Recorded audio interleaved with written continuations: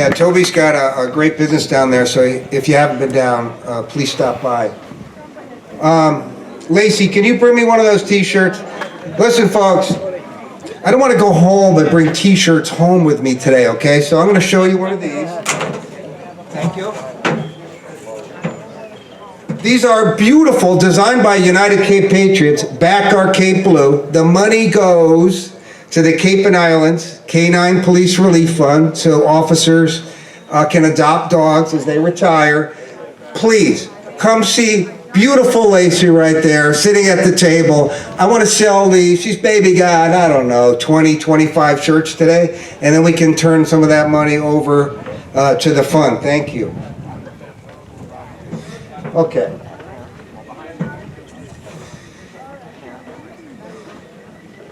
Did Ingrid Centurion show up today? All right. Geoff Diehl. I saw Geoff over here. I know he's here. There's Geoff Diehl. So you all know Geoff Diehl. Even my liberal mom said he's handsome. I might vote for him. Then she voted for the fake Indian, right? Geoff's a great guy. I was involved in his campaign, helping out on the Cape. Since then, he supported me again and again in our endeavors here on the Cape. So hopefully we can talk Geoff into running again someday. And welcome, Geoff. All right, Adam, thank you very much for organizing this is incredible. Just so you guys know, you don't see this around Massachusetts that often. This bigger crowd, this many people who love freedom, support the Second Amendment. By the way, I don't know if you asked anybody who served in the military, anybody who's been a police officer, firefighter, anybody who's frontline, have a chance to stand up and just everybody else give them a hand. Can you stand up and just say, so we can recognize you?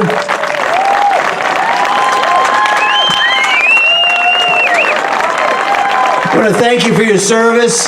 A lot of you guys are retired. There's a lot of people in the crowd that are still serving, either in the military or frontline folks. And I'll tell you, the pandemic obviously was an issue you guys handled well.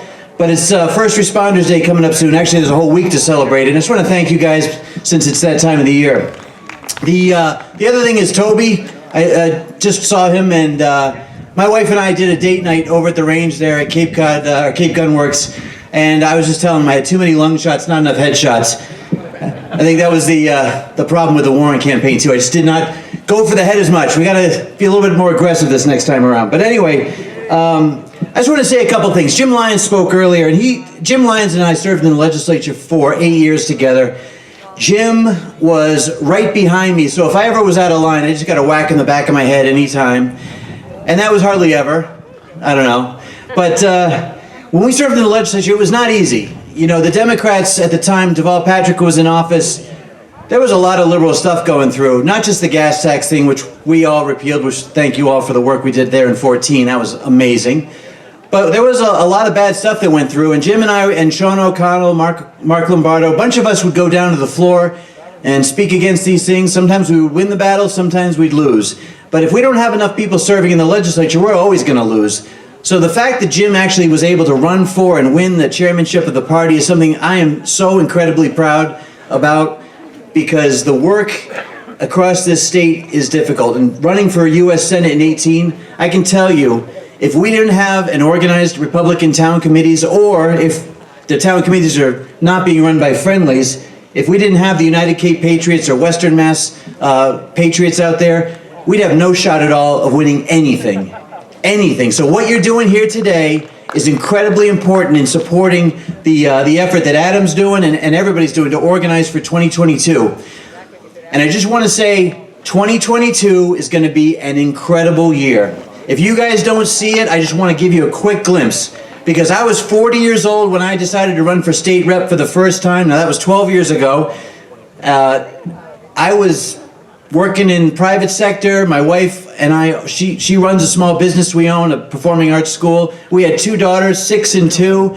I had no idea what the hell I was doing. I read 2 books on how to run for office. I went to a campaign school, and I said, I'm just going to run, because I was sick and tired of the bullshit, to be honest with you. I was watching the news. I was seeing Sarah Palin getting beat up by a media that I was like, what is going on? This is not the America I grew up in. I'm an Eagle Scout. I mean, my God, this is not what they kind of taught you about America. So I said, I'm going to run. And I ran. and I ran a race that was pretty difficult, and Jim Lyons ran too. And we both ended up taking out some pretty big guns on the Democrat side. He took out the vice chair of Ways and Means. And if you don't know, all the state spending goes through the Ways and Means Committee. So if you're the vice chair, that's pretty difficult. So give Jim a big round of applause for taking out the Ways and Means vice chair. I took out a lower, lesser level person. You know, mine was vice chair of education, but you guys know what's going on with in the past with Common Core, and now with this new radical agenda that they're trying to push through our schools. So education, I thought it was a pretty good win myself, but we'll leave that as it is. I had still to prove myself to you guys. So in 14, we organized, we stopped the gas tax from going up automatically every year. But what good was that? What good was that? We got Governor Baker putting the TCI out there. Anybody in favor of TCI? Okay, good, thank you. I'm glad that was a no. All right, because TCI is basically an unelected body is going to continue to assess how much. First of all, they're going to say it's not a tax because it's a fee on gas stations. But guess who pays those fees? You do. It's an indirect tax. That's what's happening. And Governor Baker was with us in 14. Now he's against us in 2020, 22. So somebody may want to run against Governor Baker. You guys know of anybody? All right.